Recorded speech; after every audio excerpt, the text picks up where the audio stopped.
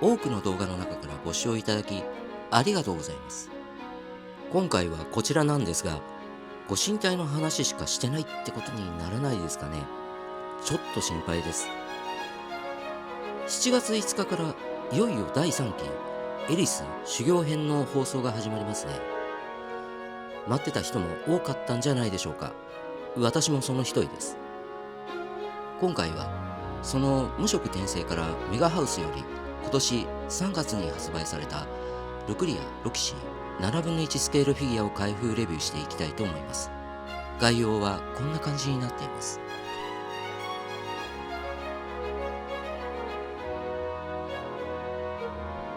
予約開始は2025年の8月8日から始まりまして、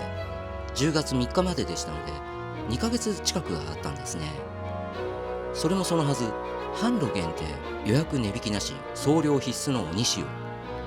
何か最近増えてないですかね、このタイプ。とはいえですよ、私は直感で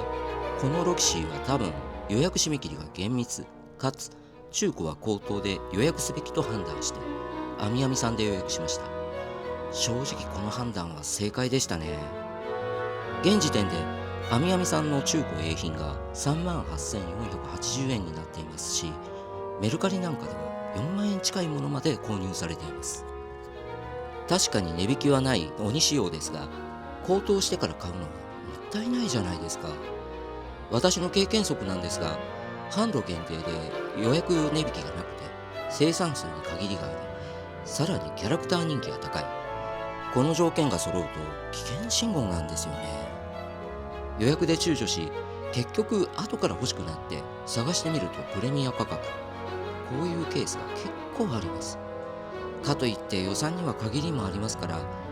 難しいところですけどね。さて、このルクリアのかなり攻めたポーズのロキシーですが、ルクリアシリーズの出来のばらつきを心配してか、期待と不安の声がネット上では多く見られました。それを確かめるために開封していきましょう。メガハウスさんは毎度おなじみの輸送箱に本体のパッケージが入っているマトリョーシカ。ただ今回のは薄用紙に包まれています。ビニール包装だったり薄用紙だったりが混在するんですが、この基準ってどこなんですかね。箱は化粧段ボールじゃなくてエーペックスさんみたいな180キロぐらいの厚紙仕様です。作品写真の呪文には氷と水を意識したデザインがされているのはロキシーが水王級魔術師だからもあるでしょう。ロゴはホログラムの箱押しとなっています。ブリスターはアルター並みにかなり固めです。開けるときに反動で中身が飛ばされないよう手を差し込むなり添えるなりご注意ください。なるほど、本体と台座は固定されていて帽子まで固定ですね。組み立ては杖を持った手だけのようです。しかもかなり久しぶりに見るビスによる固定です。現在でも時折見かける接続方法です。これは強度の観点から歓迎すべき美点ですね。左右の三つ編みを保護しているビニールは同じです。ブリスターに戻す場合ありがたいかも。杖を持った手を差し込むわけですが、異形のような角度指定ではなく普通に丸棒のオスピンなので、ある程度角度はアバウト。差し込んでみるとまっすぐに力を入れないと割と細いオスピンで座屈方向の感触があり微妙に怖いです。最後の部分でギュッと締まるような感触があるので、そこまで確実に差し込みましょう。一番重いヘッド部分がほぼ設置する位置関係なので負担は少ないかも。もう完成です。時々何かの試練なのかと思うような組み立てに出くわすことがありますが、このロキシーはかなり簡単でした。それではいろいろな角度から見ていきましょ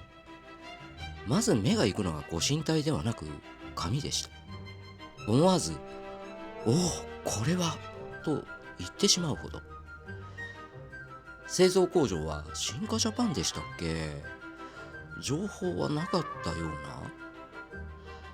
造形はシャープで船体のだるさは感じません。これはいい意味で期待を裏切られたと思いました。発売前に皆さんが懸念されたルクリアブランドの品質に振れ幅があることは正直なところ私も心配していました。予約開始の時点で家族ともそのことも含めて、ご神体丸見えだけでこの値段が強気じゃないという意見もありました。しかし手元に届いた製品版はデコモス通りと言って差し支えない出来でした。気がつけば当初は価格を疑問視した家族もその話をしなくなっていましたね。あの時予約しなければ多分かなり後悔することになったと思います。この作品のすごいところはこの台座にもあります。水や氷の表現はプライズフィギュアからスケールフィギュアまで多くの作品を手掛けてきたバンダイナムコホールディングスだけに全体としても影響が大きく、スケールフィギュアの表現にも間接的にフィードバックされている印象があります。そうした技術を市販フィギュアに使うにあたって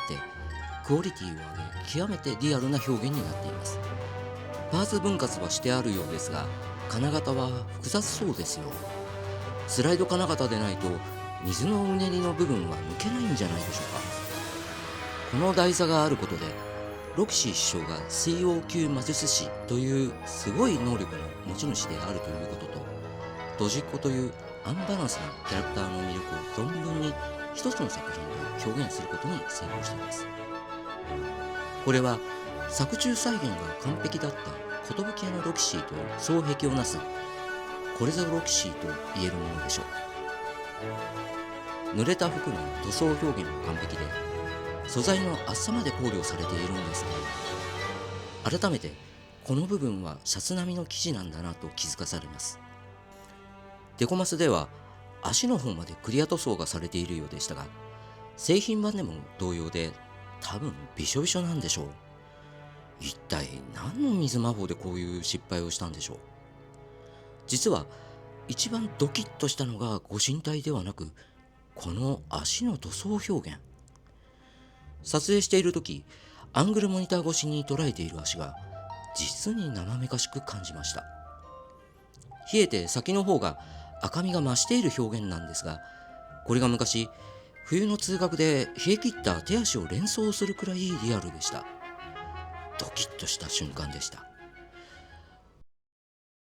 それではもう少し雑談して終わりたいと思います。ロキシーはルーデウスにとって師匠というだけではありません。ルーデウスはこちらの世界で長く引きこもっていたせいで、異世界に転生しても家の敷地より外に出ることを怖がっていました。そんな彼を外の世界に引き出してくれた人物こそがロキシー先生です。だから